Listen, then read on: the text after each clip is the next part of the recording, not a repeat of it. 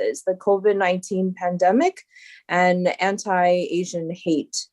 These racist attacks against Asian Americans have been despicable, sickening, unconscionable, and disgusting.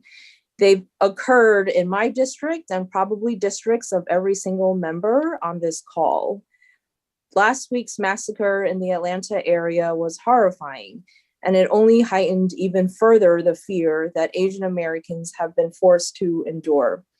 This hatred and violence against those of Asian descent must not continue. It must end, and it must end now. Our community continues to be frightened and traumatized and is exhausted by this scapegoating and bigotry. There have been over 3,800 reported cases, but the number of incidents is likely much higher. Over the last few months, so many different communities have rallied in support of the Asian American community. Black, Hispanic, Native American communities have stood with Asian Americans throughout the past year, and especially in the last few days. Their allyship has been critical in our fight, and it's meant a lot to me and our entire Asian community. We've also seen President Biden and Vice President Harris and so many other leaders and elected officials on all levels of government across the nation show tremendous solidarity with our community and join us in our efforts to combat this discrimination. We're asking everyone throughout the country to stand up for Asian Americans during this difficult and challenging time for our community. On Friday, March 26th, there will be a Stop Asian Hate Day of Action and Healing. And we are here to raise greater awareness of this upcoming day. We encourage the public to take a few minutes on this day to post statements condemning the unacceptable rise in xenophobia and violence against Asian Americans. We also encourage corporations, businesses, organizations, and all other entities to post statements as well. Whether you are working in the corporate world, in an academic setting, wherever you work, you can ask your colleagues, your employers, your friends and family to post a statement in support of the community and racism in general. Friday was selected for this day because March 26th in 1790 was the date of the first immigration law that essentially said white immigrants could become naturalized citizens, but not Blacks, Asians, Native Americans, or anyone else. So this date is a significant time for this day of action and healing to take place. Everyone must do their part to put an end to these acts of hate, call it out, prevent it, report it. We need every person to step up and stand against it. And this Friday's Stop Asian Hate Day of Action and Healing is a way for all Americans to take a stand. And please make sure to use this hashtag when you are posting something on social media.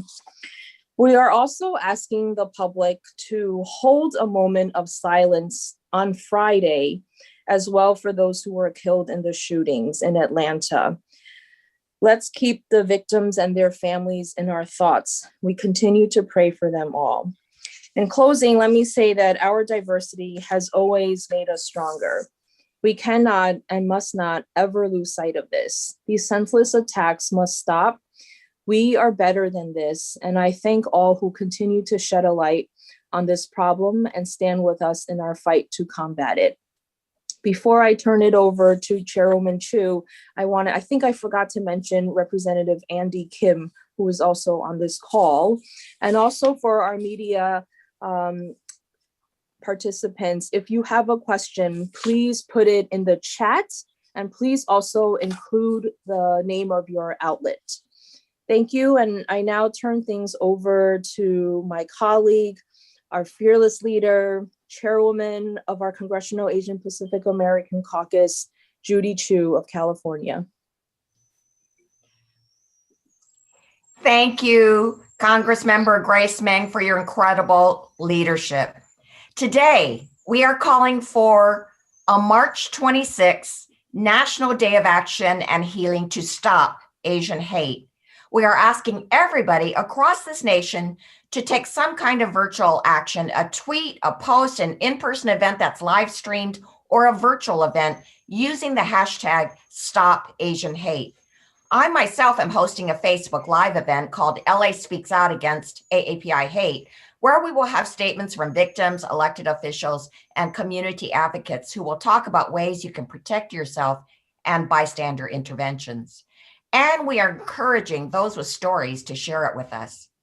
We are here today because we must put a stop to the bigotry, violence, and hate that have plagued the Asian American community, which is still reeling from last week's horrific shooting in Georgia that targeted 3 Asian-owned businesses and left 8 people dead, with 6 of them being Asian immigrant women. And so we must be unequivocal in calling last week's shooting what it was, a hate crime. That law may have its own standards that needs to be met, but we do not need to wait for the shooter to tell us that he was targeting a specific race and gender. His actions screamed it. Just look at his first target, a business named Young's Asian Massage. From there, he drove 27 miles until he came to 2 more Asian spas side by side. If he was motivated by a sex addiction, he could have gone to so many other places. But instead, he went and chose 2 Asian spas. And so it is so clear what his intention was. What we know is that this shooter targeted Asian women, and he viewed them as nothing more than their race. But we know that they were so much more. They were daughters, mothers, and grandmothers, many in their 50s, 60s, and 70s, who were simply trying to support their family. Hyunjung Grant was a single mother of 2 sons who was known for her kimchi stew. Xiao Jiatan was owner of Young's Asian Spa and a mother and wife who always made time to celebrate her family and friends. And Sun Cha Kim was a loving mother and grandmother who her family described as pure-hearted and selfless. Whatever the shooter tells himself, his true intentions are understood in terrified Asian American communities across the country. Last week's shooting was the single largest slaughter since the pandemic started, and it comes on the heels of a year in which we've seen over 3,800 reported anti-Asian hate crimes and incidents, 68% of which were done on women who are especially vulnerable at this time. Asian Americans deserve to know they are safe and that our voices matter. And Asian American women deserve to know that they are not simply a temptation to eliminate when a shooter is having a bad day. But our laws are not suited to this moment. And that is why we are pushing for Congress to pass the COVID-19 Hate Crimes Act and the No Hate Act, and why we are meeting with the Department of Justice. In fact, we did it last week, thanks to President Biden. The Asian American community has been in pain for so long, but we cannot be silent anymore. That is why we are calling for Friday's virtual Day of Action and Healing. We ask everybody, friends and neighbors, organizations, corporations, and Americans across the nation to join. For more information on how to participate, go to www.asianamericandayofAction.com. As we continue to mourn the lives of those tragically lost in Georgia last week, let's do all that we can to keep our AAPI community safe. Together, we can stop AAPI hate. Thank you so much, Chairwoman Chu. Next, we have Congresswoman Barbara Lee. Well, thank you very much, first of all, Congresswoman Meng. And also, I'm so thankful for your leadership, Congresswoman Chu's leadership, and so many in the entire KPAC caucus. But also, I want to just say thank you for leading on so many issues. Each and every day, there's a new issue. Generally, it involves hate and violence, and something that we all know too well in this country. And so just thank you for stepping up and making sure that everyone speaks out and stands against this vicious hate that's taking place. We all know that the country grapples with the COVID-19 pandemic, and the Asian American community is also facing an alarming rise in anti-Asian violence, hate, and discrimination, as it relates to COVID-19. Stop AAPI Hate documented almost 3,800 incidents among the Asian American communities since March 2020, ranging from violent attacks to verbal harassment. There was a 1.9% increase in violence against Asian Americans in 2020, and there has been a 150% increase in hate crimes against Asian Americans in America's major cities. What's worse is that these numbers likely represent just a fraction of actual number of crimes. Many crimes go unreported due to fear, language barriers, lack of resources, and differences in law enforcement strategies and investigative strategies. This is simply totally unacceptable. As Black and Brown communities know all too well, these events do not occur in a vacuum. America has a dark history of vilifying minorities and systemically oppressing their fight for equality by using federal law to enable discrimination and violence. This anti-AAPI hate is not a coincidence. White supremacy, racism is alive and well in America. Xenophobia is alive and well in America. It's the result of harmful disinformation, divisiveness, and xenophobia of the previous administration, which set the course to allow this to happen in such unbelievable, horrific ways. This has unfairly stigmatized AAPI communities and put AAPI individuals, businesses, and families at risk. This violence and discrimination, it exacerbates the loss and trauma caused by the COVID-19 pandemic, even as the community plays a significant role on the front lines fighting this disease. More than 1.4 million Asian American healthcare workers make up 8.5% of essential healthcare workers. 2 million essential workers are Asian American, and the community makes up a disproportionately high percentage of America's frontline workers, accounting for more than 20% of physicians, 9.8% of therapists, 9.8% of registered nurses, and 7.7% of healthcare technologists and technicians. And so I'm so thankful that the legislation has been put forward. I'm proud to co-sponsor the legislation such as the COVID-19 Hate Crimes Act and the resolution condemning all forms of anti-Asian sentiment related to COVID-19 in the 116th Congress, and much more needs to continue to be done. And so leaders, grassroots organizations, people around the country need to prioritize access and inclusivity in the language, combat misinformation and discrimination that puts Asian Americans at risk, and call on law enforcement to hold perpetrators of hate crimes accountable. So we join with you from the 13th Congressional District on March the 26th, and we're going to do everything we can do to build a large coalition to really highlight this National Day of Action and make sure that we fight like you would not believe against white supremacy and anti-Asian hate, because many of us know so well this history in this country as it relates to what is taking place now. So thank you all again for giving me a chance to be with you. And thank you for your leadership. Thank you, Barbara. Next, we have Representative Mark Takano. Thank you, Chair Grace Meng. Thank you, Judy Chu and Andy Kim, Marilyn Strickland, Evan Low, Ted Liu, Representative Lee. All of you have taken enormous leadership and responsibility to speak up at this time. I want to just say that, 75 years ago, over 75, like 80 years ago, in the aftermath of the bombing of Pearl Harbor, there were no AAPI representatives in government. And a failure of political leadership in 1941 and 42 led to the internment of my parents and my grandparents and 120,000 immigrants and Japanese Americans who committed no crimes, were given no trials, who lost enormous sums of property because of a rising anti-Japanese feeling. But there was, before then, even anti-Asian sentiment expressed through measures like alien land laws. My grandfather was not able to buy property when he was an immigrant. There was no pathway to citizenship for most of his life. It wouldn't happen until he immigrated here to the United States in 1916.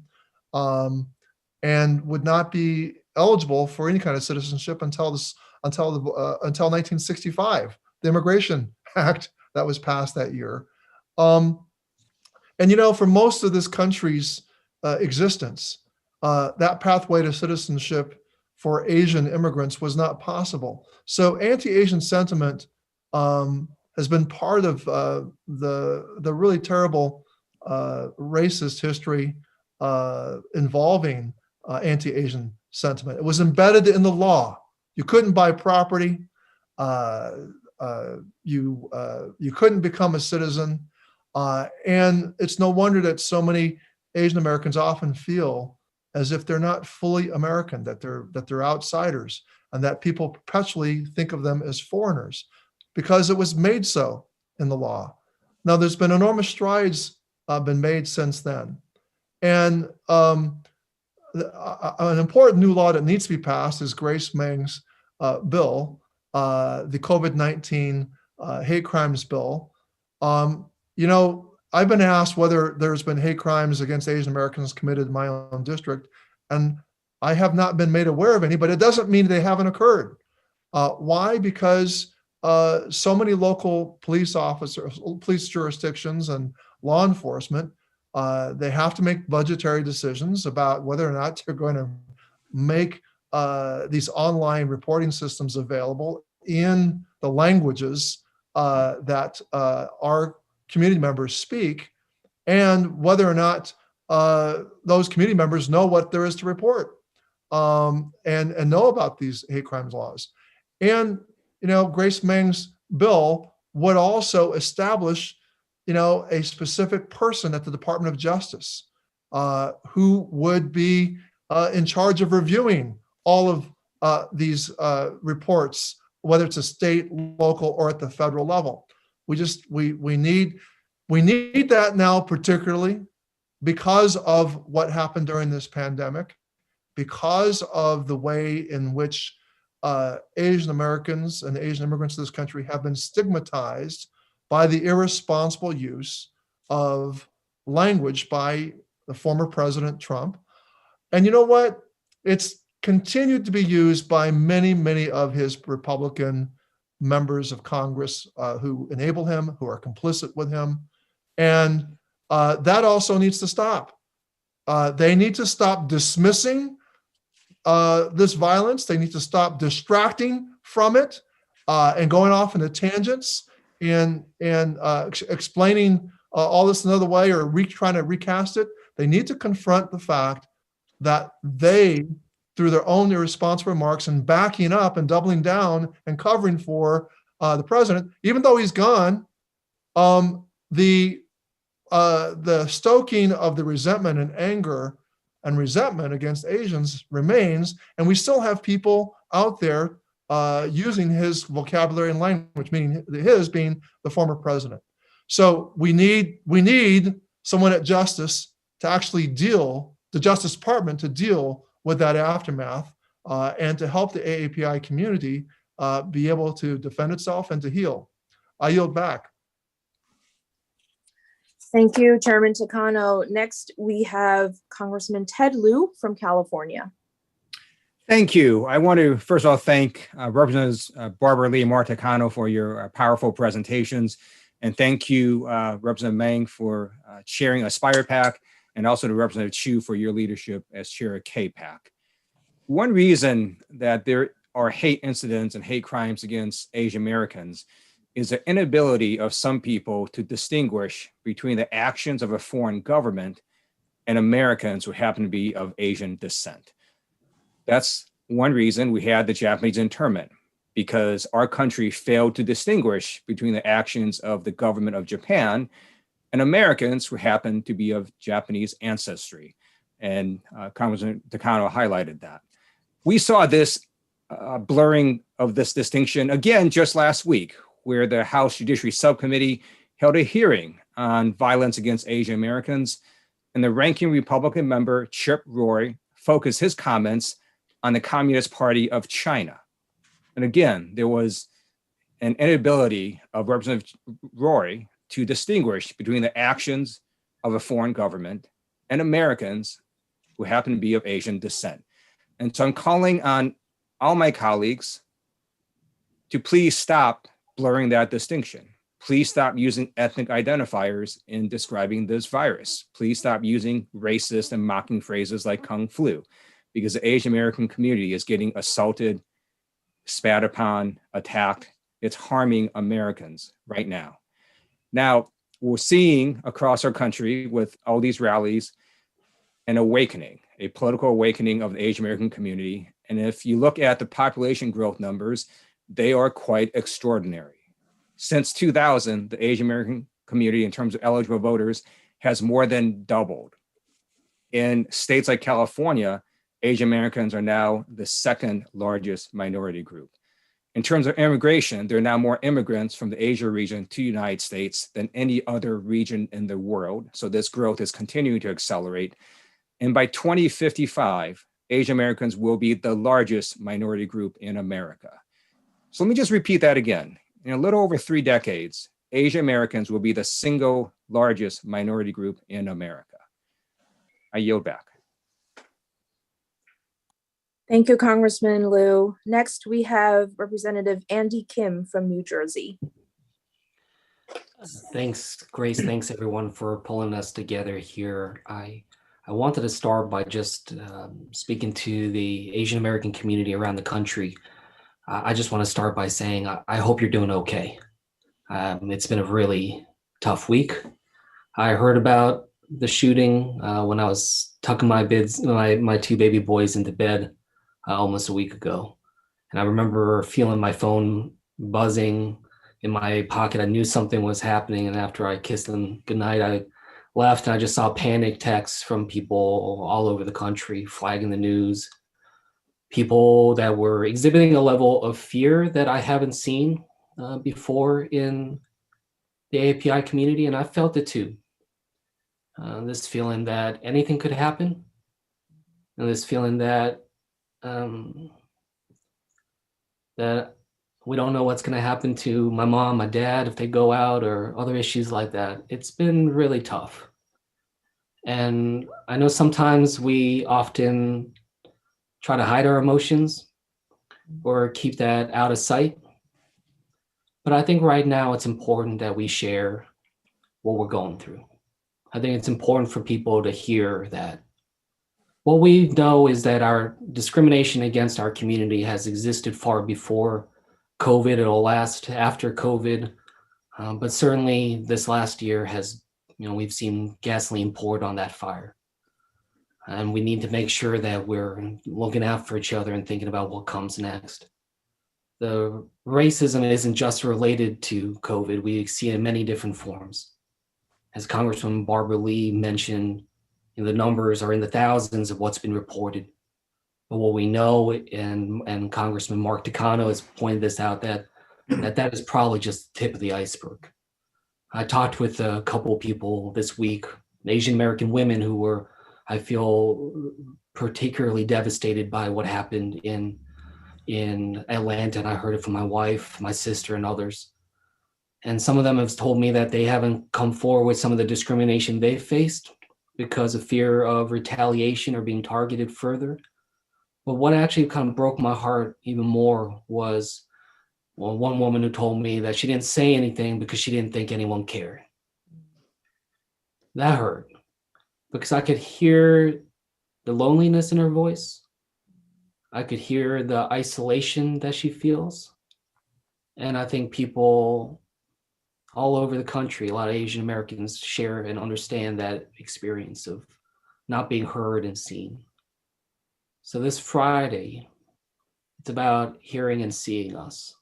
It's about us being able to share what we've gone through and for others to stand there with us in solidarity. So I just can't stress enough how much I hope each and every one of you and every American in our country takes some action that day, some moment to just take a step back and reflect and make sure that we recommit ourselves to working together, even after the headlines move on to some other story. We need to have that sustained engagement now and going forwards. Thank you, and I yield back. Thank you, Congressman Kim. Next, we have Congresswoman Marilyn Strickland from Washington State. Great. I first want to thank my colleagues on this call for your leadership. You know, it saddens me so much that this tragedy is occurring in the same year where I think about the joy and pride that we had when we talked about the 117th Congress being the most diverse. And in many ways, what I'm hearing, which makes me feel good, is that people are sharing their stories. And I don't know that as a member of the Asian American community that we have been always forthcoming about sharing the stories. And we have all on this call been taunted at some point when we were kids in high school or something. We have been called some sort of a slur, often one not even related to the group that we belong to. As I think about what it is I want to happen, you know, and I've been asked this a few times, we want it to stop. I mean, that's the simple answer here. We want people who commit these crimes to be held accountable. You know, I realize that America has a short attention span, as Andy pointed out, and we cannot let this effort just suddenly dissipate because we don't see anything that's breaking news. And as I think about this idea of what it means to be American, it's why I wore hanbok on the floor when I got sworn in. And watching Andy Kim cleaning up after that mess on the 6th just broke my heart. So when I think about what this means, we want to be seen. We want to be heard. Our parents have suffered so much. And when I think about what it means to be American, it includes us too. We are proud of our citizenship. We are proud to be here. I remember the day when my uncle and my aunt got their citizenship, and they were so proud to be part of this country. And right now, I just wonder how people feel. So let's get this hate crime bill passed. Let's form a commission. Let's ask people at the local level to please participate on Friday. And let's make sure that we talk about what it means to be American, that we live up to the ideal, that it's inclusive, that we belong here too, that being Asian American is something that we take great pride in, but right now it feels like people don't want us to feel that way. I'm hopeful that we can get past this. And I know that for so many of us watching what happened on Tuesday, watching the crimes, I just want to make sure that we understand that as leaders in Congress, as leaders around this country, as leaders on Capitol Hill, words matter so much.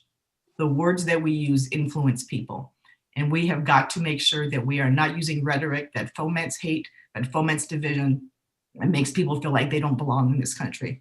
But this is a very hard time for all of us, but we can do better. And on Friday, it is my hope that we come together as a nation, regardless of what your background is, and we stand together with the Asian American community and say, we're not going to tolerate this anymore.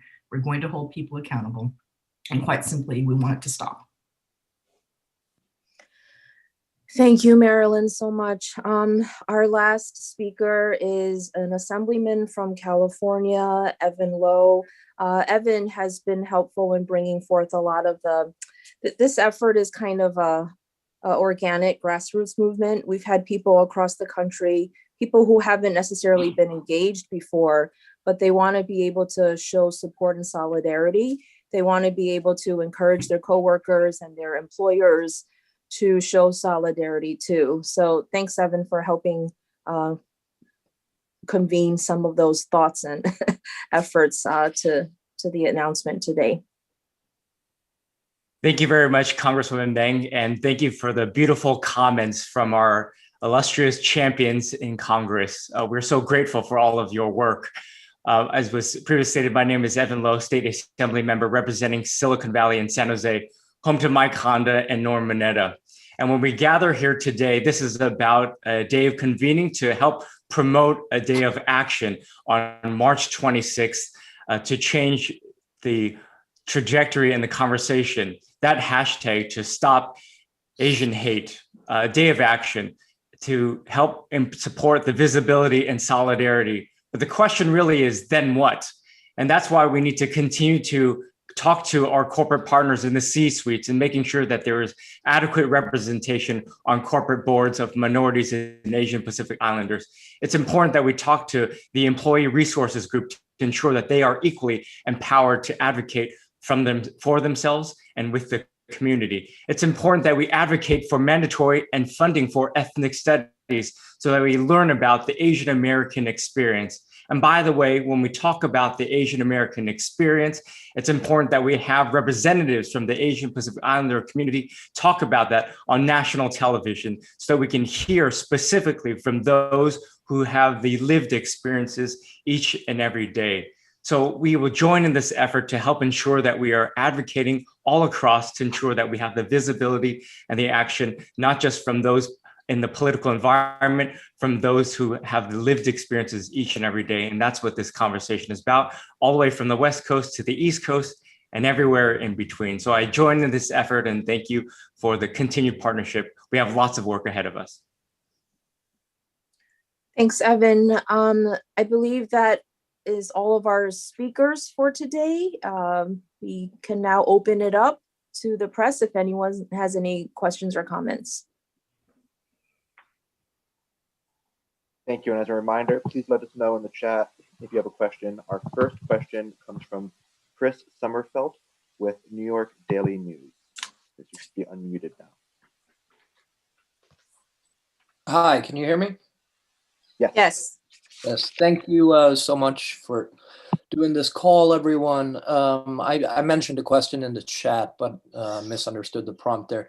Congresswoman Meng, in New York City, on Friday, a 68-year-old Asian American man was pretty brutally assaulted on a subway train, and this man still remains in critical condition. Just as a representative of New York City, wanted to get your reaction to that horrific crime. And secondly, I wanted to ask you, beyond empowering the Justice Department in prosecuting coronavirus-related hate crimes, how do you think random attacks like that can be prevented? Do we need a better law enforcement presence on a local level, or what do you see as some potential solutions there? Thank you. Thanks, Chris, for the question. And of course, my heart goes out and I condemn the attacks of the gentleman that you just mentioned. Also to the mom and the daughter of someone who were attacked literally on their way to one of these rallies to condemn bigotry against Asian Americans, and probably more in between that we just don't know about. We see some of it on social media, but a lot of people go home and tell their loved ones and aren't comfortable reporting it. And so, you know, there are a couple of solutions, one of which obviously has been Mayor de Blasio's anti-Asian hate crimes task force. And I want to make sure that they have resources to be effective. But it's not just the simple solution of law enforcement presence.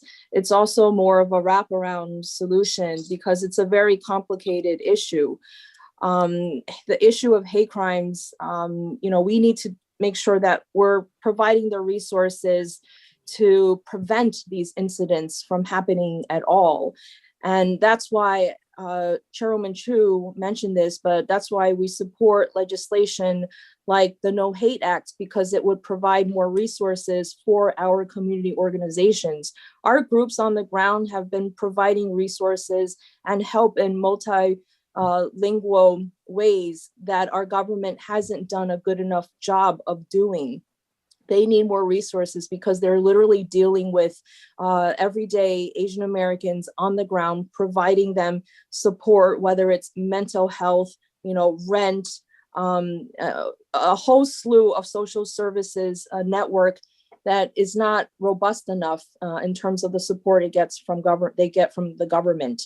And so I really do think that it's, you know, to address these preventative services and how we can provide more resources in addition to law enforcement support. And I also just want to say, like, in the long term, more education is needed. There are a lot of, you know, to what Ted Liu talked about earlier, there are a lot of misconceptions.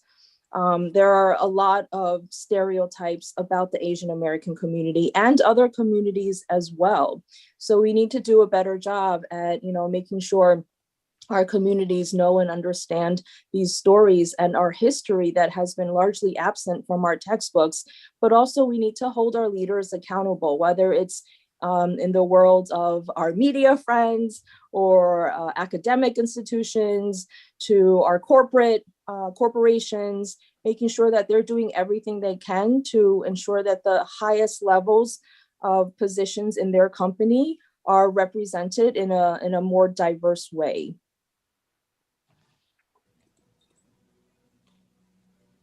Our next question comes from Scott Wong with The Hill. Hi, guys. Thanks for doing this call.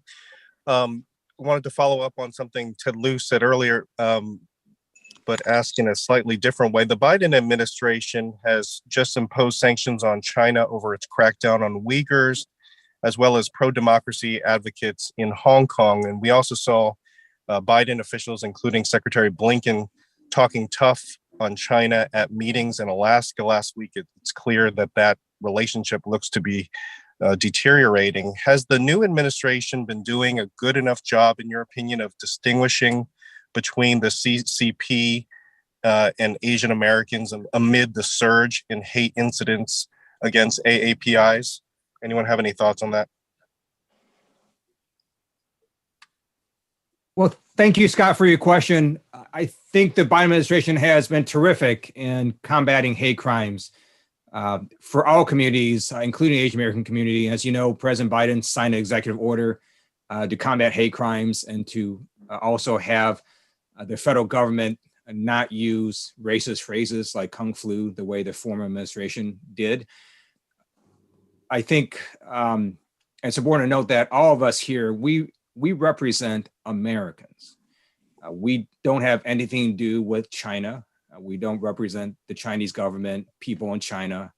We represent Americans, and some of those happen to be of Asian descent. And it's important that we make sure that we don't let any rhetoric about a foreign government or foreign country negatively affect Americans who happen to be of Asian descent.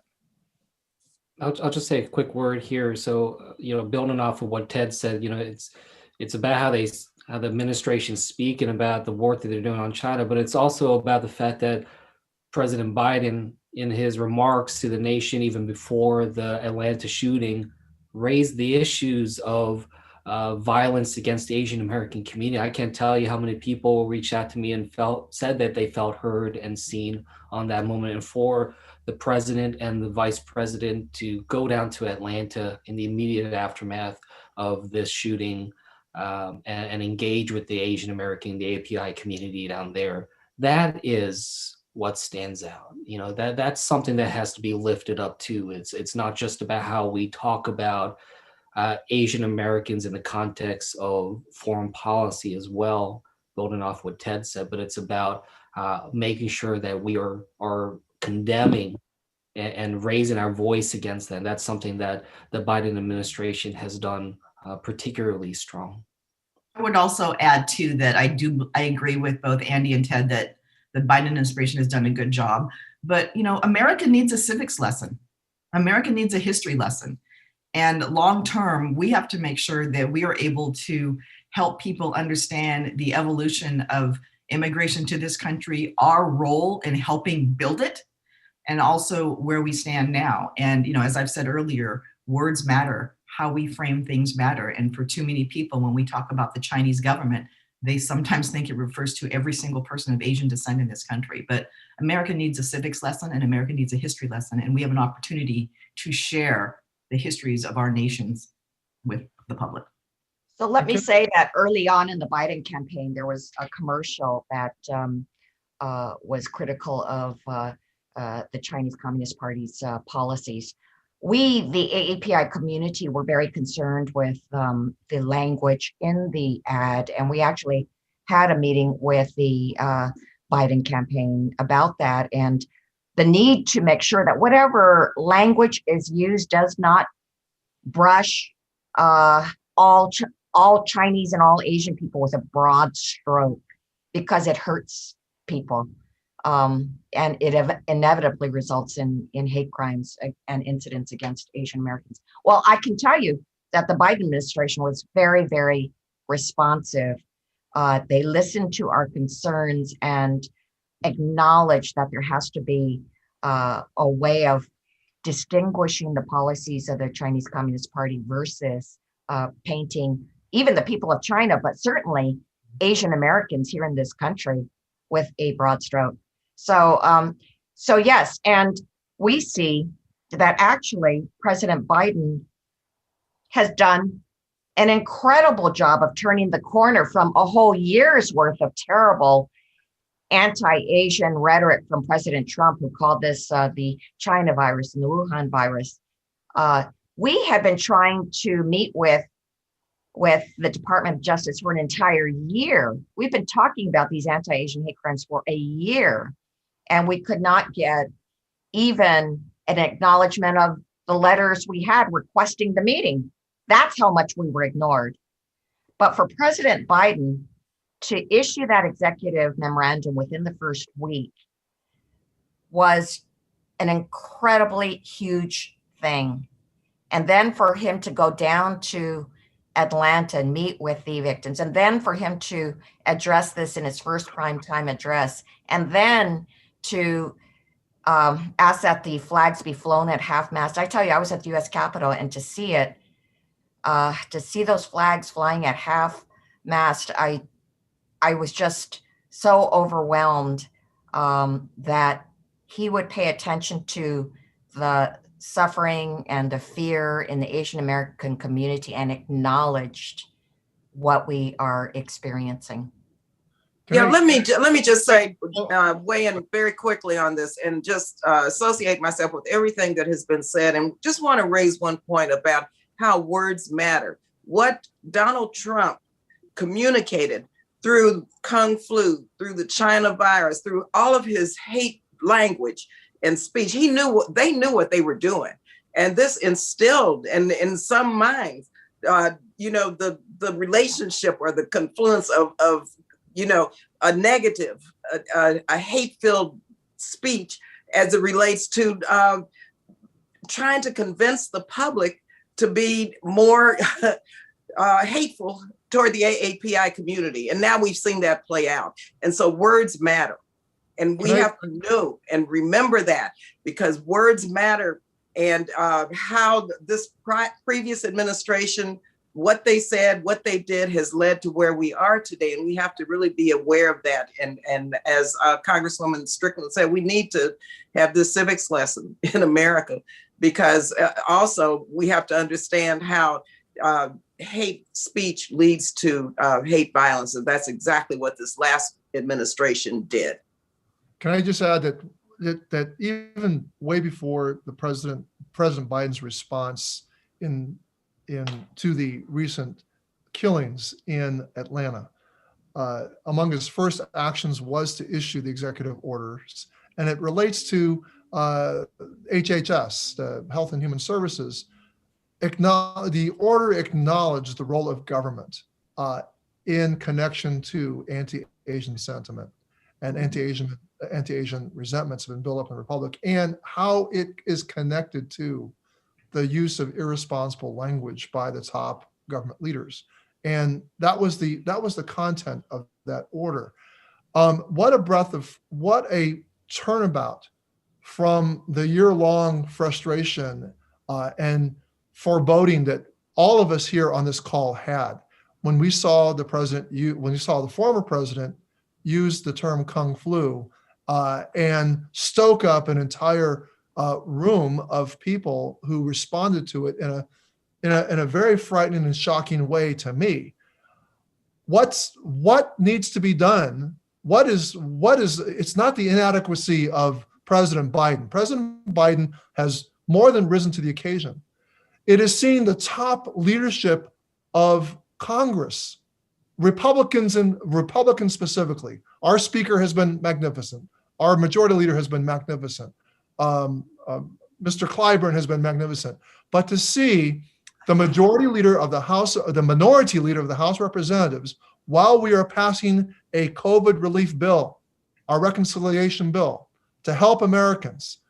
What was he doing? He was distracting by reading Green Eggs and Ham and essentially opposing the nonprofit Dr. Seuss Foundation, which is neither left nor right, conservative or Republican, but a foundation that is concerned with the well-being of children, and deciding that it did not want to publish anymore 6 books that portrayed Asians in a stereotypical and negative way.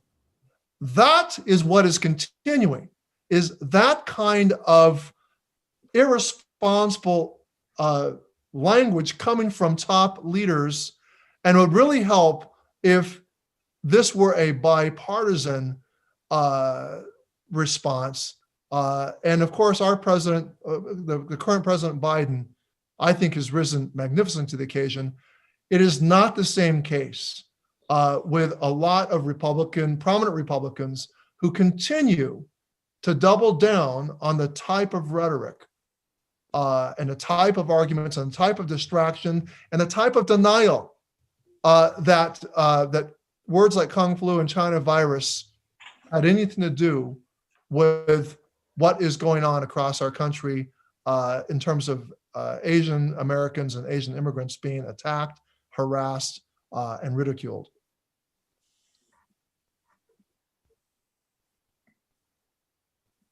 Okay, there are no more questions. And with that, we're going to conclude today's press conference. Thank you, everyone, for joining us. Thank you, everyone. Thank you, everyone.